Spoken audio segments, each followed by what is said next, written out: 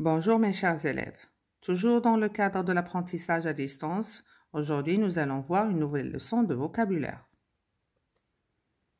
Observons les images et on va lire ensemble les mots au-dessous. Long, rapide. Monter, descendre.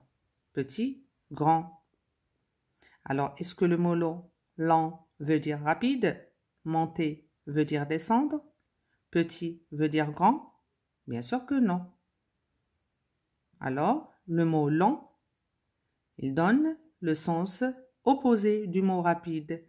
On va dire le mot long est le mot contraire du mot rapide. Monter est le mot contraire du mot descendre. Le mot petit est le mot contraire du mot grand. Bien. Alors ici, pour donner le mot contraire, nous avons choisi un autre mot, un mot différent. Regardons les mots en bas.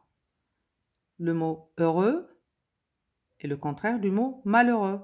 Coiffé est le contraire du mot décoiffé.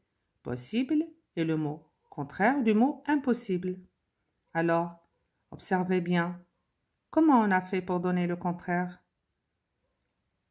Alors, pour donner le contraire, nous avons ajouté le préfixe mal devant le mot heureux et on va dire malheureux.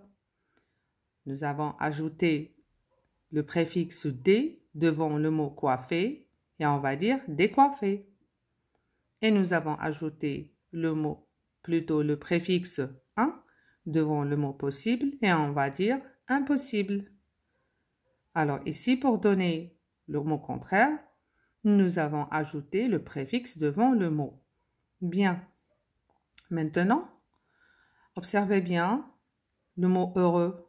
C'est quoi sa nature? C'est un verbe? C'est un nom? Préposition? Non. Heureux, c'est un adjectif. Alors pour donner le mot contraire, on donne un autre adjectif qui est malheureux. Le mot coiffé, c'est quoi sa nature? C'est un verbe. Alors pour donner le contraire, on doit donner un autre verbe. C'est décoiffé. Possible, c'est un adjectif.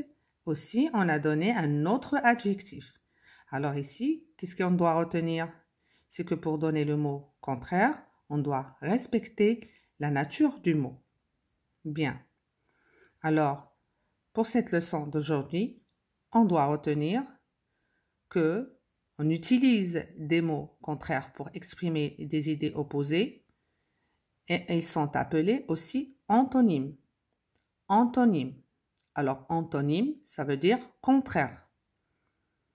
La deuxième règle qu'on doit retenir, c'est que pour trouver un mot contraire, il suffit d'ajouter un préfixe devant ce mot ou bien chercher un autre mot dans le dictionnaire.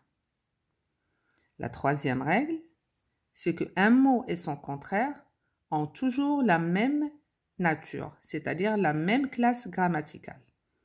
Alors, notre leçon est terminée et à très bientôt.